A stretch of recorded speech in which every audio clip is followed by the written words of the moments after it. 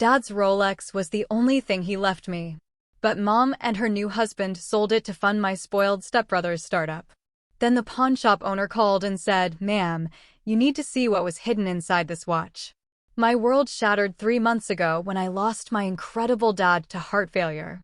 The only thing he specifically left me in his will was his cherished Rolex, a family heirloom passed down from his father.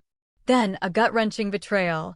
My own mother and her new husband secretly sold it to fund my stepbrother's latest, doomed business scheme. I was crushed until a phone call from a random pawn shop changed absolutely everything, exposing a darkness in my family I never saw coming. My relationship with my father, Thomas Barnes, was always incredibly special. Growing up, we had a bond that truly felt unbreakable. He was an engineer, precise and methodical, and he loved fine watches for that very reason. His Rolex Datejust wasn't just an expensive accessory, it was a symbol of our family, given to him by his father, my grandfather James, when he landed his first big project. That watch had seen my dad through every significant moment of his adult life. It was a part of him. My parents divorced when I was 17. On the surface, it seemed amicable, but I always suspected there was more to the story than they let on. Mom, Kathleen, didn't waste any time. Within a year, she married Robert Wilson, a wealthy businessman who owned several car dealerships. And with Robert came his son, Dominic, who was 35, 3 years older than me, and still living at home. From day one, something about Dominic just rubbed me the wrong way. He had this air of entitlement, totally unearned. He'd never held a job for more than 6 months, always blaming everyone else for his failures. Yet, Robert kept funding his lavish lifestyle and his endless string of business ventures that inevitably crashed and burned. His latest idea? A mobile app that was supposedly going to revolutionize coffee ordering. As someone who actually works in marketing, I could see it was just a poorly conceived copy of apps that already existed. After the divorce, maintaining a relationship with my mother became incredibly difficult. Every single conversation revolved around how wonderful Robert was, how brilliant Dominic was, and how I should be more ambitious, just like my stepbrother. The irony was not lost on me. I'd put myself through college and built a stable career as a marketing executive, while Dominic had dropped out of 3 different universities. Meanwhile, Dad lived alone in the modest house where I grew up. He never remarried, pouring his energy into his work and his hobbies. We had dinner every Sunday, a tradition we clung to religiously. 2 years ago, his health started to decline, high blood pressure, then heart complications. I began visiting more often, helping out, taking him to appointments. During one of our last conversations, he held his Rolex, his eyes filled with a wistful nostalgia. "This watch has been through so much with me, Eliza," he said, his voice soft. "It keeps perfect time, you know. Never let me down once in 40 years. When he passed away 3 months ago, I was heartbroken, but not entirely surprised. The doctors had warned us. His heart was failing. His will was simple. Most of his possessions went to charity, his house to be sold for the American Heart Association. But there was one specific, sacred detail. To my daughter Eliza Barnes, I leave my Rolex Datejust watch which my father gave to me. May it remind her of the value of time and that she has always been the most precious part of mine." Reading those words in the lawyer's office, I just broke down. The watch wasn't particularly valuable in monetary terms, maybe $15,000 at most. But its sentimental value was immeasurable. It was my connection to Dad and to a family history that stretched beyond my parents' broken marriage. After the funeral, Mom helped me clean out Dad's house. I took personal items, photos, books, small keepsakes, but the watch, for a time, stayed with her. As we sorted things, she suggested keeping it in her safe until I decided whether to wear it or store it. Trusting her, I agreed, planning to pick it up once the chaos of the funeral and estate settlement passed. That decision, I now know, would come back to haunt me in ways I never could have imagined. Last Thursday was our monthly family dinner at Mom and Robert's sprawling suburban home. These dinners were usually tense, something I endured out of obligation, not enjoyment. As I pulled into their driveway, I immediately noticed Dominic's brand new Tesla parked prominently. A jolt of suspicion went through me. Just last month, he'd been complaining about being completely broke. I arrived a few minutes early and let myself in with the key Mom had given me years ago. Voices drifted from Robert's study, the door slightly ajar. I'm not usually one to eavesdrop, but when I heard my father's name, I paused in the hallway. Thomas never appreciated what he had anyway, Robert was saying. 15,000 was honestly more than I expected for such an old watch. The pawn shop guy said it was in pristine condition. He said he could easily flip it for 20,000 to a collector, Dominic replied. Well, the important thing is that your business is now funded, Robert continued, his voice oozing satisfaction. This app of yours is going to be a game changer, son. Much better use for that money than letting a watch sit in a drawer. My blood ran cold. They couldn't possibly be talking about my father's watch. Mom would never allow that. But a sickening feeling in my stomach screamed otherwise. I pushed the door open. What watch are you talking about? I demanded, my voice shaking. Robert and Dominic looked up, startled. Their expressions quickly gave way to uncomfortable glances. Eliza, we didn't hear you come in, Robert recovered first, standing up from behind his massive mahogany desk. We were just discussing some business matters. You said something about a watch, I pressed, looking between them. My dad's watch. Dominic just shrugged, tapping away at his phone as if I'd asked about something trivial. Mom said it was fine. The thing was just collecting dust. I felt like someone had punched me in the stomach. Where is it? Where is the watch? I demanded, my voice rising. Eliza, darling, what is all the commotion about? My mother appeared in the doorway behind me, dressed immaculately, her pearls gleaming. They're talking about selling Dad's Rolex. Tell me they didn't sell it. I turned to her desperately, hoping for denial. The flash of guilt in her eyes confirmed my worst fears before she even spoke. Sweetheart, we thought it was for the best. Dominic needed startup capital for his new business venture. And the watch was just sitting there. Just sitting there? My voice cracked. It was mine. Dad left it to me in his will. Tears welled up, burning. How could you do this? Robert stepped in, his tone condescending as usual. Now, Eliza, there's no need for dramatics. It was just a watch. We can buy you another one when Dominic's business takes off. Just a watch. I echoed in disbelief. It was the last thing I had from Dad. It was a family heirloom from his father. Dominic finally looked up from his phone. Look, the money is going to a good cause. This app is going to revolutionize the coffee industry. I've got investors lined up who are just waiting to see the prototype, which I can now afford to develop thanks to the sale. Your coffee app is not a good cause. I shouted. This is theft. That watch was legally mine. Technically, Robert interjected, the watch was in our possession, and your mother agreed to the sale. I turned to Mom, who at least had the decency to look uncomfortable. How could you? You knew what that watch meant to me. To Dad. Eliza, you need to understand, she began. Dominic has real potential this time. His business plan is solid. This is not like his previous ventures. I laughed bitterly. Not like the food truck that failed after 2 months. Or the cryptocurrency scheme that lost everyone's money. Or the subscription box service for pet rocks. Dominic's face reddened. Those businesses were ahead of their time. The market wasn't ready. The market will never be ready for your half-baked ideas. I snapped. And now you've stolen something precious from me to fund another failure. We did not steal anything. Robert's voice hardened. Kathleen made a decision about a family asset to help her son. I would think you would want to support your brother's dreams. Stepbrother, I corrected, my voice laced with venom. And my support does not extend to having my inheritance stolen. Mom stepped toward me, reaching out. Sweetheart, please try to understand. Family helps family. The watch was just an object. I stepped back, avoiding her touch. That watch was my connection to Dad, to his father, to our family before you decided Robert and Dominic were more important. That is unfair, she protested. Unfair? You want to talk about unfair? Dad left me one thing that mattered, and you gave it away without even asking me. The dinner that followed was excruciating.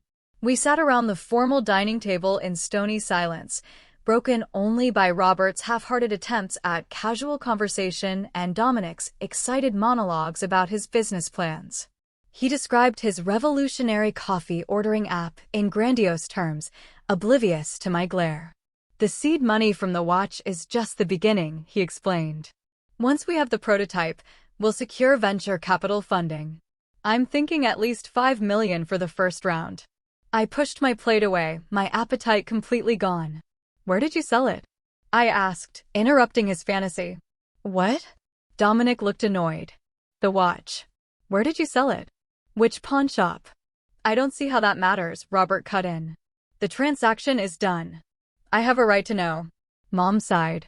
"Eliza, please. Can we just have a nice dinner?" "A nice dinner?"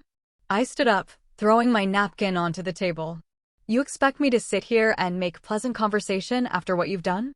I cannot believe you would betray Dad's wishes like this." "Betray me?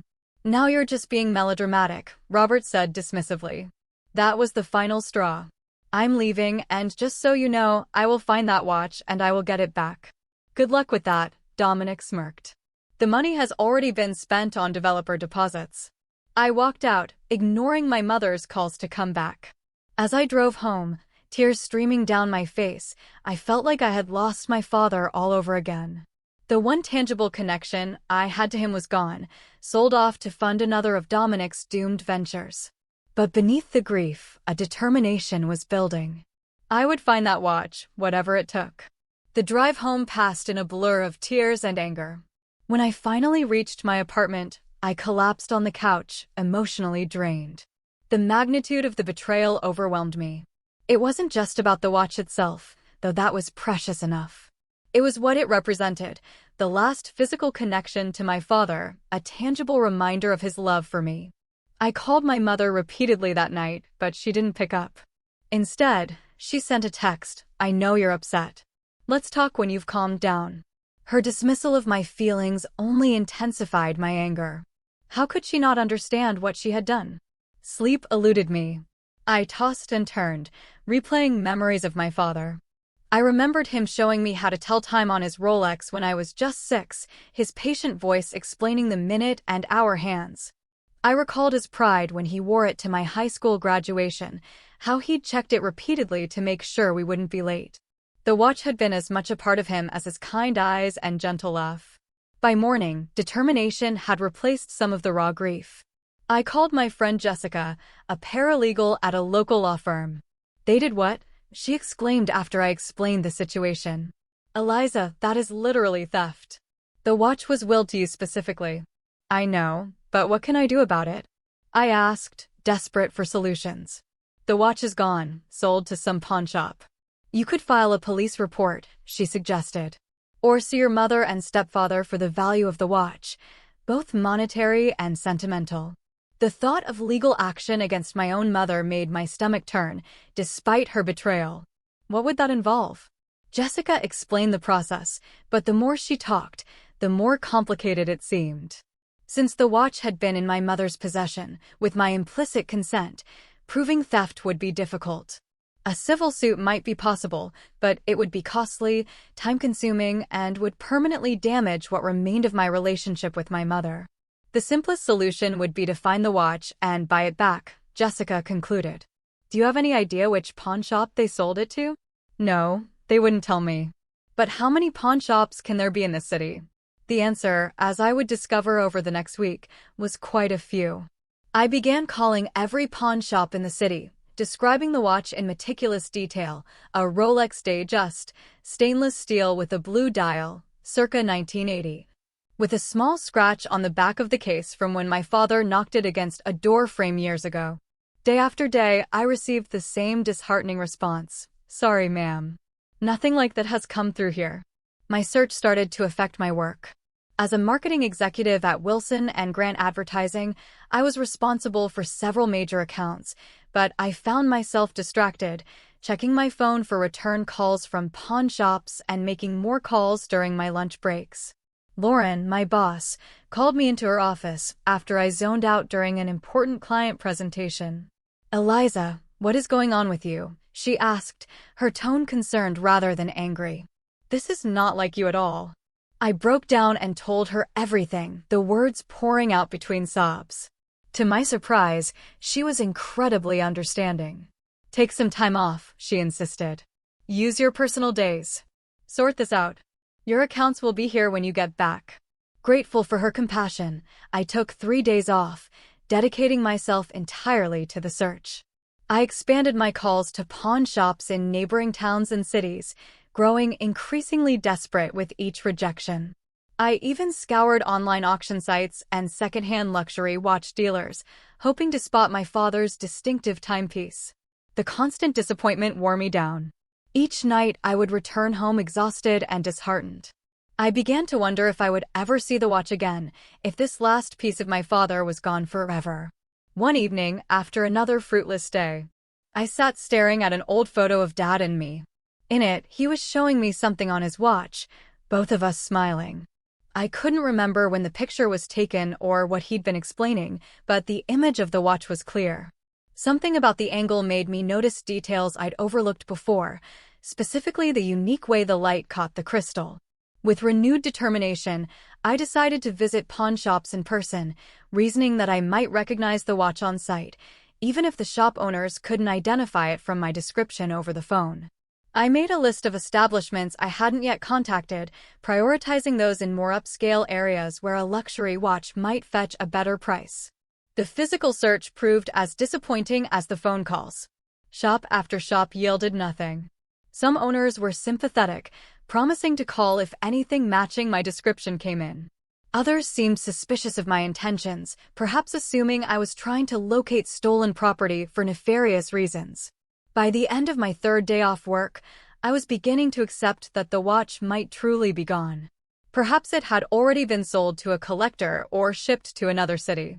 The thought of returning to work, to normal life without resolution, felt like giving up on my father all over again. But I was running out of options. That night, I called my mother again, hoping enough time had passed for her to recognize the gravity of what she had done. "I want to understand, Mom," I said when she finally answered. "How could you do this to me?" "To Dad's memory." She sighed heavily. "Eliza, you have to understand our position. Dominic needed help, and the watch was just sitting in the safe. Your father would have wanted to help family. Dad would never have wanted his watch sold for one of Dominic's schemes." I countered. "And I am family too. Did you consider what I wanted?" "Of course we did. But sometimes parents have to make difficult decisions." Robert felt very strongly about supporting Dominic's business venture. "So Robert's feelings matter more than mine? More than Dad's explicit wishes? That's not fair, Eliza. We're a family now, all of us. That means supporting each other." "It seems like a one-way street from where I'm standing," I replied bitterly. "Would you have sold a family heirloom of Robert's without asking him? Or something that belonged to Dominic?" Her silence answered my question. "That's what I thought," I said. "Goodbye, Mom." I hung up, feeling more resolved than ever. Even if I never recovered the watch, I would not let this betrayal stand without consequence. My relationship with my mother would never be the same. But perhaps that was inevitable given the choices she had made. Little did I know that the very next day would bring an unexpected turn of events that would change everything. 2 weeks after discovering the theft, I was back at work, trying to focus on a new advertising campaign. My phone rang with an unfamiliar number. Normally, I would let unknown calls go to voicemail, but something compelled me to answer. "Is this Eliza Barnes?" a gruff male voice asked. "Yes, this is she." "Who is calling?" "My name is Harold Jackson. I own Jackson's Valuables pawn shop on Oakwood Avenue. I believe I may have something that belongs to you, or rather, something that should belong to you." My heart skipped a beat. "Are you talking about a Rolex watch?" "Yes, ma'am. A Datejust model, purchased from me about 2 weeks ago by a gentleman named Robert Wilson and his son. They mentioned it belonged to your late father." I gripped the phone tighter. "Yes, that is my father's watch. They had no right to sell it. It was left to me in his will." "I figured as much," Harold said. "Something didn't sit right with me about the transaction. That's why I'm calling you now. You still have it?" "It hasn't been sold." Hope surged through me. "No, ma'am. I haven't put it up for sale yet. But that's not the only reason I'm calling. There's something unusual about this watch." Something I discovered during my appraisal that I don't think Mr. Wilson or his son were aware of. What do you mean? I asked, intrigued, confused. I'd rather not discuss it over the phone. Would you be able to come to my shop? I close at 6 tonight. I'll be there at 5:30. I promised, already gathering my things. I explained the situation to Lauren, who immediately waved me off. Go get your father's watch back, she insisted. This is more important than the burger campaign. The drive to Jackson's Valuables took 30 minutes through parts of the city I rarely visited. The shop was sandwiched between a laundromat and a discount furniture store, with a simple sign in gold letters against a black background. Security bars covered the windows, which showcased an eclectic array of items. As I pushed open the door, a small bell announced my arrival. The interior was cleaner and more organized than I'd expected, with glass display cases, walls lined with musical instruments, and shelves holding various electronics. Behind the counter stood a man I presumed to be Harold Jackson. He was in his 60s, with silver hair, glasses, and surprisingly kind eyes for someone in his line of work. He looked up as I entered, studying me with interest. Miss Barnes, he inquired. Yes, Mr. Jackson. We spoke on the phone about my father's watch. He nodded, gesturing for me to approach the counter. I appreciate you coming so quickly. I must say, you look a lot like the woman in the photograph. Photograph? I questioned, confused. That's part of what I wanted to show you. He reached beneath the counter and produced a familiar object. My father's Rolex, still in impeccable condition despite its age. Seeing it again sent a wave of emotion through me. I reached for it instinctively, but Harold held it back gently. Before I hand this over, I'd like to explain why I called you, he said. I've been in this business for 35 years. You learn to read people, to sense when something isn't quite right about a transaction. What do you mean? When Mr. Wilson and his son brought this in, they claimed it was a family heirloom they were selling to fund a business venture. But neither of them knew how to operate the hidden compartment in the watch. Hidden compartment? I echoed, stunned. What hidden compartment? Harold smiled. That was exactly their reaction when I mentioned it during my appraisal. A watch of this vintage and quality, passed down through generations, and the owners didn't know about its most unique feature? That struck me as odd. He turned the watch over and demonstrated a subtle mechanism that I had never noticed before. With practiced fingers, he pressed a nearly invisible seam on the back of the case and twisted slightly. To my amazement, a thin section of the case back slid open, revealing a tiny hidden compartment. Many high-end watches from this era had secret compartments, Harold explained. Sometimes for an extra key, sometimes for a memento. Rich folks used to hide microfilm or secret messages during the Cold War. Most people have forgotten about these features nowadays. And there was something inside my father's watch? I asked, breathless with anticipation. Harold nodded, reaching into a drawer. Two things, actually. This photograph, he handed me a tiny, carefully folded picture that had been reduced to fit the compartment, and this key. The photograph, when carefully unfolded, revealed an image of my father and me at the beach. I was perhaps 10 years old, building a sandcastle while Dad watched proudly. I remembered that day perfectly. A rare vacation we had taken to the Florida coast. It had been one of the happiest days of my childhood. The key was small and unusual, with an ornate design unlike any house or car key I had ever seen. I have no idea what this key opens, Harold said, but I figured it must be important for your father to keep it hidden like that. Tears welled in my eyes. I had no idea. In all these years, he never mentioned a secret compartment. Perhaps he was saving the revelation for the right time, Harold suggested gently. And then he ran out of time before he could share it. Why are you telling me this? I asked. You could have sold the watch without ever contacting me. Harold's expression grew serious. Miss Barnes, I may be in the pawn business, but I have ethics. When someone brings in a family heirloom, especially one with hidden contents, I feel obligated to make sure it ends up where it belongs.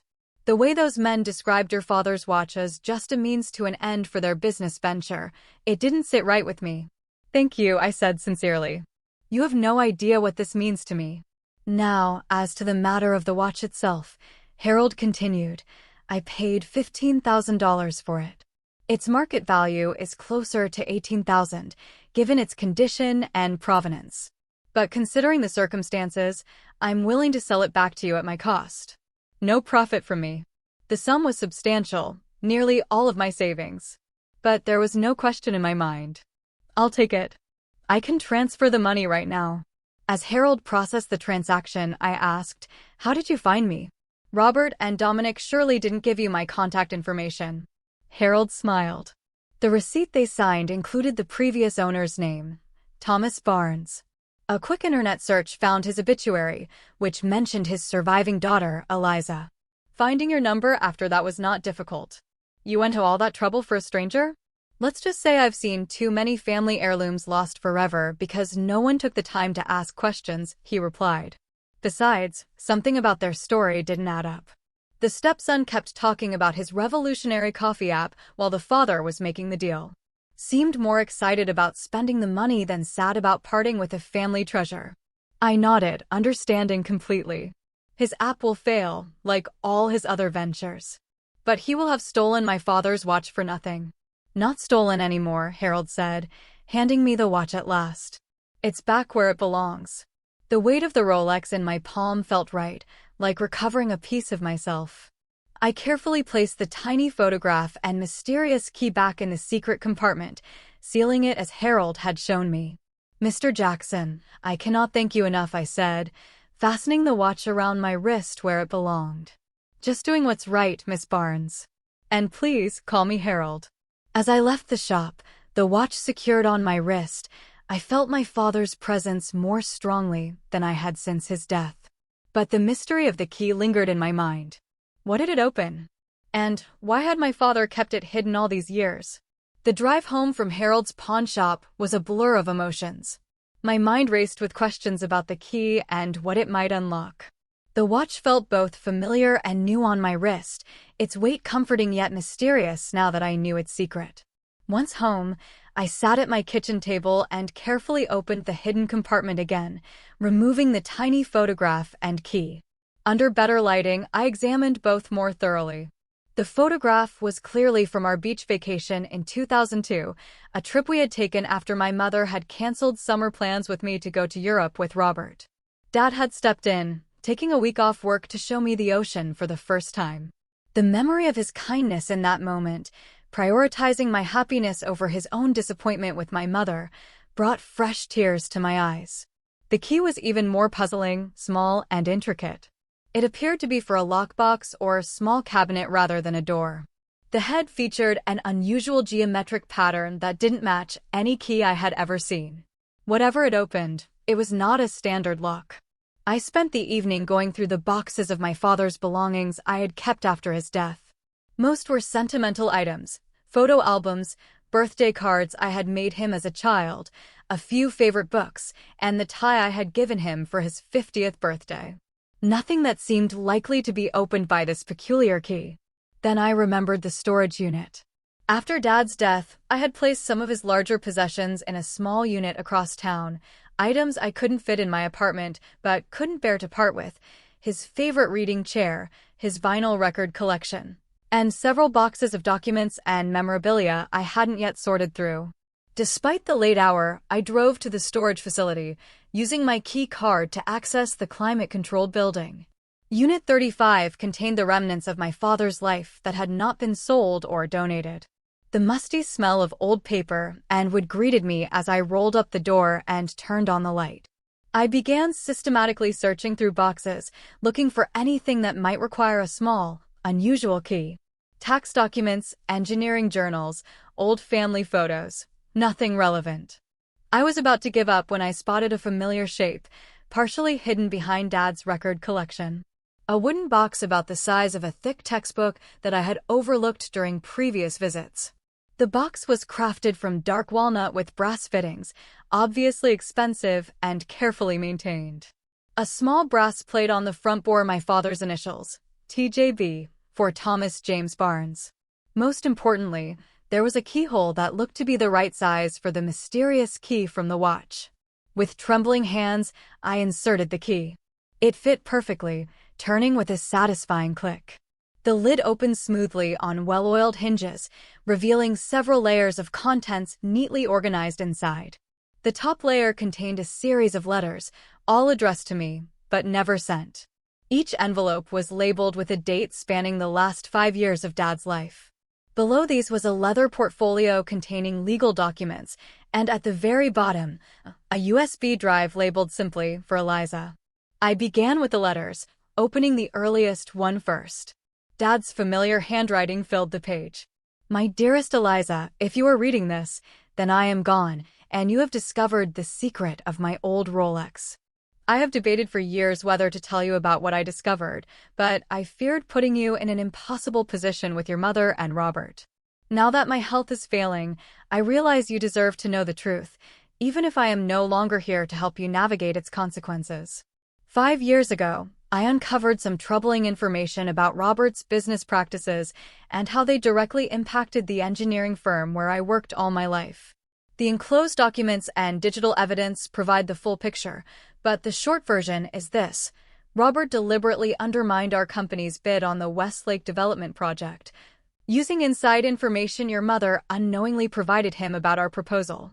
His automotive supply company then secured exclusive contracts with the development that should have gone to firms associated with my employer.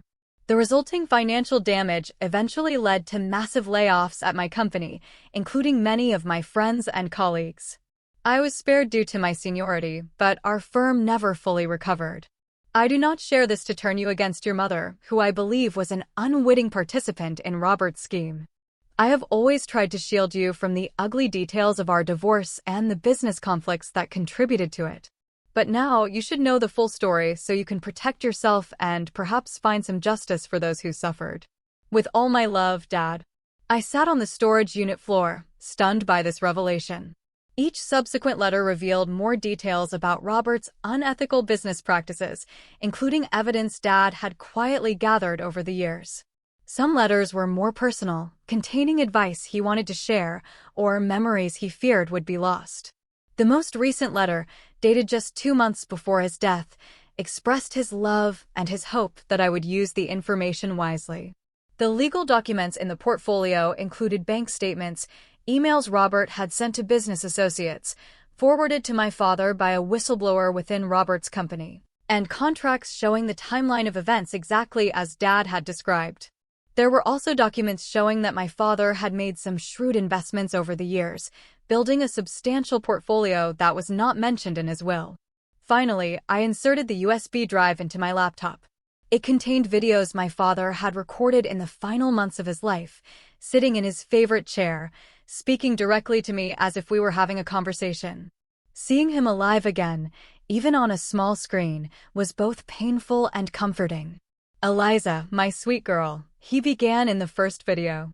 "I hope you never have to watch these recordings, that I will have the chance to tell you all this in person, but my doctors are not optimistic, and I need to make sure you have all the information you need." Over several videos, Dad explained his financial arrangements, including a separate investment account he had established in my name, but never mentioned. He detailed exactly how Robert had manipulated events to damage Dad's company while enriching himself, providing names of people who could corroborate his claims if necessary.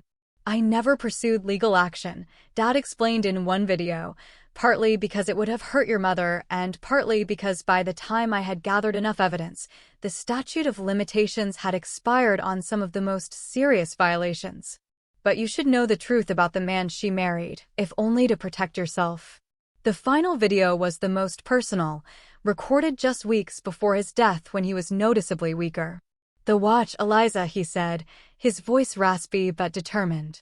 "I never told you about its secret compartment because I wanted to save that revelation for your 30th birthday.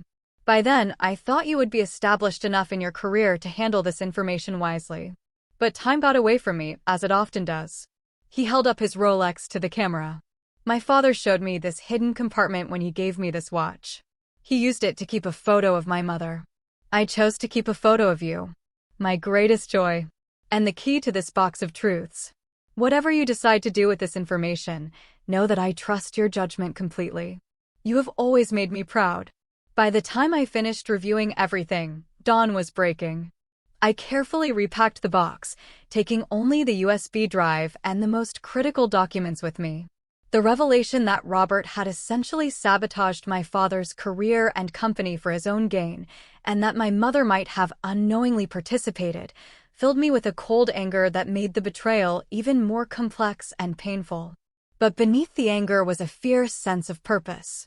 My father had trusted me with this information, believed in my ability to use it wisely. The watch had indeed led me to a treasure, though not the kind anyone would have expected. What I would do with this knowledge remained unclear.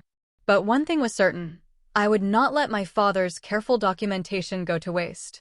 As I drove home, the morning sun glinting off the Rolex on my wrist, I felt my father's presence guiding me. The watch had become more than a memento. It was the key, literally and figuratively, to understanding my family's complicated past and perhaps to reshaping its future. Armed with the documents and the USB drive, I spent the weekend meticulously organizing and reviewing everything my father had left me. The investment portfolio alone was staggering, nearly $1 million accumulated through careful investments over decades. Dad had apparently been much more financially savvy than he had ever let on, living modestly while growing his wealth through shrewd stock picks and real estate investments. The documents detailing Robert's business misconduct painted a damning picture. Using information my mother had innocently shared about my father's firm's bid on the Westlake development, Robert had undercut their proposal and diverted contracts to his own affiliated companies. The resulting financial strain had forced my father's firm to lay off 30% of its workforce, including many longtime employees who had been like extended family to us.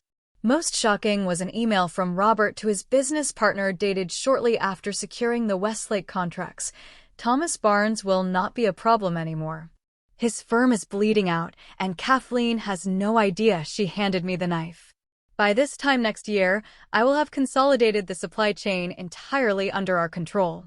The calculated cruelty of it made my blood boil. Robert had not only undermined my father professionally, but had used my mother to do it, all while pretending to be concerned about Dad's struggling company at family gatherings. I called William Hayes, my father's longtime attorney, and scheduled an urgent meeting for Monday morning. If anyone could help me understand the legal implications of what I had discovered, it would be William, who had handled my father's affairs for over 20 years. William's office was in a converted Victorian house downtown, the interior modernized while maintaining its historic charm. He greeted me warmly, his gray hair and bow tie giving him the appearance of a distinguished professor rather than a corporate attorney. "Eliza, it has been too long," he said, ushering me into his office. "I was so sorry about your father. He was a good man. One of the best clients I ever had the privilege to represent." "Thank you, William. I've recently discovered that there was more to my father's affairs than I realized." I placed the Rolex on his desk. This watch led me to some surprising information. William's eyebrows rose. So he did leave you the Rolex. Good. I was concerned when it was not mentioned during the estate distribution. You knew about it? Your father and I discussed it several times in his final months. He was quite adamant that it should go to you directly, not through the general estate. William peered at me over his glasses. Did something happen to it? I explained the entire situation, my mother and Robert selling the watch to fund Dominic's business, my desperate search to recover it, Harold Jackson's unexpected call, and the discovery of the hidden compartment with its key and photograph. William listened intently, his expression darkening when I mentioned the sale of the watch. "That was explicitly against Thomas's wishes," he noted. "I have the specific bequest documented." "At this point, I have recovered the watch," I said, "but what I found because of it raises serious questions." I shared the contents of the lockbox, the letters, the documents detailing Robert's business misconduct, and a summary of the investment portfolio my father had established for me. William reviewed everything carefully, occasionally making notes. When he finished, he removed his glasses and rubbed the bridge of his nose. "Your father came to me about 5 years ago with suspicions regarding Robert Wilson's business practices," he revealed. "We discussed potential legal actions, but as Thomas mentioned in his letters, the statute of limitations had expired on some of the most egregious violations. Additionally, He was concerned about the impact on you and your relationship with your mother. So, there's nothing that can be done about what Robert did? I asked, disappointed. From a criminal perspective, probably not at this late date, William admitted. However, there could still be civil liability, particularly if any of his actions constituted fraud or breach of fiduciary duty to shareholders. Those typically have longer statutes of limitations. He tapped the folder containing information about my father's investments. As for this, everything appears to be in order. Thomas established a separate trust in your name, with me as the trustee, until such time as you were notified of its existence. Now that you are aware, we can transfer full control to you immediately. I had no idea he had saved so much, I said. Your father lived modestly but invested wisely, William smiled. He was particularly successful with early investments in several technology companies. He wanted to ensure you would be financially secure, especially given his concerns about Robert's influence over your mother's finances. What would you advise me to do about Robert? I asked, trusting William's judgment as my father had. William considered the question carefully. You have several options. You could pursue civil action based on the evidence your father collected, though litigation would be expensive and emotionally draining. You could report his actions to the relevant regulatory agencies, which might investigate but would not necessarily result in any personal compensation. Or, he paused, you could confront him directly with what you know, which might provide leverage in protecting your interests going forward. What would my father have wanted me to do? Thomas was not vindictive by nature, William replied thoughtfully. He was more concerned with protection than punishment. I believe he would want you to use this information to protect yourself and perhaps gain some acknowledgement of the harm done, rather than embarking on a lengthy legal battle. I nodded, seeing the wisdom in this approach. And the investment portfolio? Should I tell my mother about it? That is entirely your decision, William said. Legally, it is yours alone. Your father deliberately kept it separate from his will and other assets, likely to ensure Robert could not influence its disposition. After discussing the details of transferring control of the investments to me, I left William's office with a clear plan. I would confront Robert and my mother with what I knew, not to exact revenge, but to establish boundaries and perhaps restore some balance to our relationship. As I drove home, I reflected on how the watch had set these events in motion. What had seemed like a simple memento had become the key to understanding my family's complicated dynamics and my father's silent struggles. He had trusted me to handle this information with maturity and wisdom, and I was determined not to let him down. That evening, I called my mother. We need to talk, I said, when she answered. All of us, including Robert and Dominic. I've discovered some things about Dad's estate that everyone needs to hear. Is this about the watch again? She asked, sounding tired. Eliza, we've apologized for that. No, you have not, I corrected her. But this is about much more than the watch now. I will be there tomorrow evening at 7. Please make sure everyone is home. Before she could protest, I ended the call. The confrontation would not be easy, but it was necessary. The truth my father had preserved needed to see the light of day, and I was the only one who could ensure that happened. The next evening, I arrived at my mother's house exactly at 7, the Rolex on my wrist and a portfolio of selected documents in my hand. I had chosen carefully what to bring, including only what was necessary to make my case without revealing all of my father's evidence. Some things would remain between him and me, preserved in the storage unit lockbox. My mother opened the door, her expression a mixture of concern and irritation. Eliza, what is this all about? Robert had to cancel an important dinner meeting for this. Trust me, Mother, he will find this meeting even more important, I replied, stepping past her into the foyer. Robert and Dominic were waiting in the living room. Robert stood by the fireplace with a drink in hand.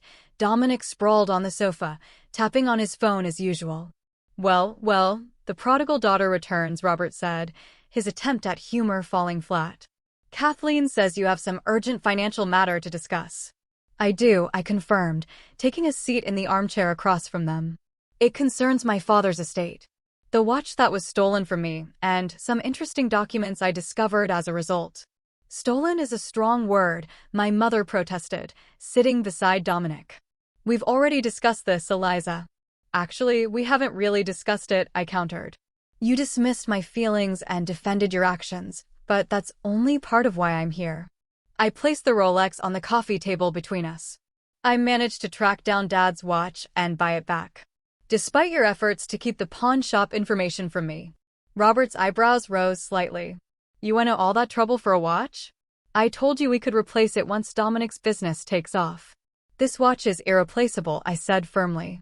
But more importantly, it led me to discover some things my father had been keeping track of for years. I opened the portfolio and removed the first document, a copy of the email where Robert had gloated about using information from my mother to undermine my father's company. Does this look familiar, Robert? I slid it across the table. The color drained from his face as he recognized his own words. My mother leaned forward, confused, and picked up the paper when Robert made no move to take it. What is this? She asked, reading it quickly. Her expression shifted from confusion to shock. Robert, what does this mean? Kathleen has no idea. She handed me the knife. What knife?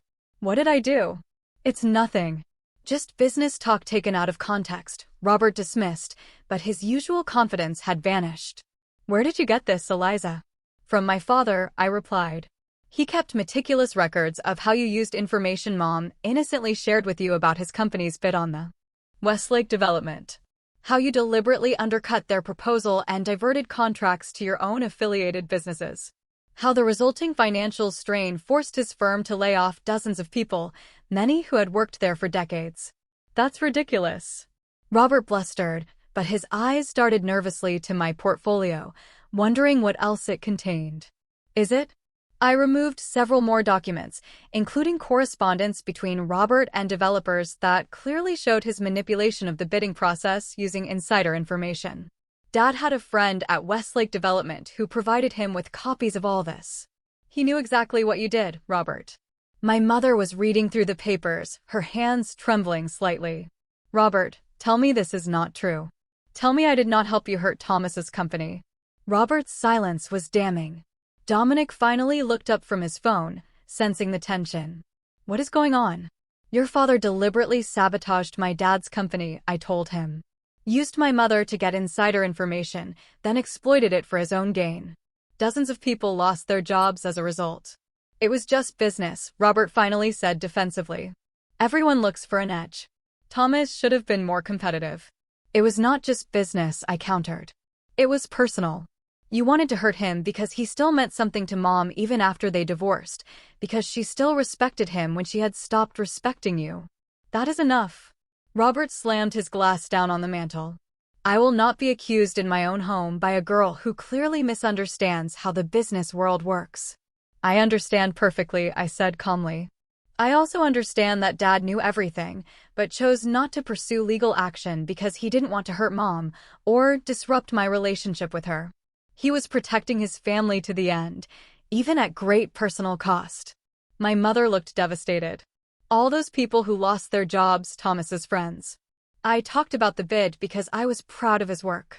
I thought I was just making conversation with my husband. You were, I assured her. Robert was the one who exploited your trust, just like he and Dominic exploited your trust when they convinced you to sell Dad's watch. About that watch, Robert interjected, clearly trying to change the subject. If it means that much to you, we can reimburse you for having to buy it back. Right, Dominic? Dominic shrugged. The money is gone, Dad. Spent on development costs. All $15,000 already spent? I asked skeptically. The app isn't even past the concept stage, according to what you told me last week. Development is expensive, Dominic muttered, not meeting my eyes. Let me guess, I said.